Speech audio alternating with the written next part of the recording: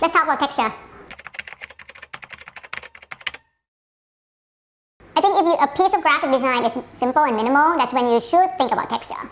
Because you can have a really good piece of typography on a smooth paper, and you can have exactly the same design on a texture paper, and it's going to give you a completely different feeling, especially when you emboss or deboss that piece of typography. For sudden, your work has dimension. For example, we are working on the prototype of a fine jewelry box.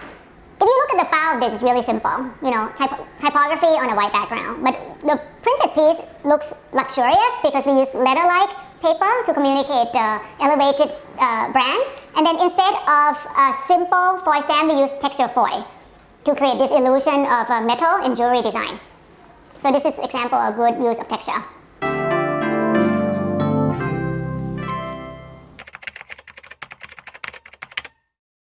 Imagine at Christmas time, you give two identical teddy bears to a child.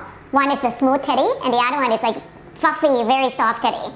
I bet you she's gonna go with the fluffy first because everyone responds to texture. That when you look at it, it gives that sense of comfort and something that you want to cuddle, and that's where the texture comes in. It adds another level of emotional response.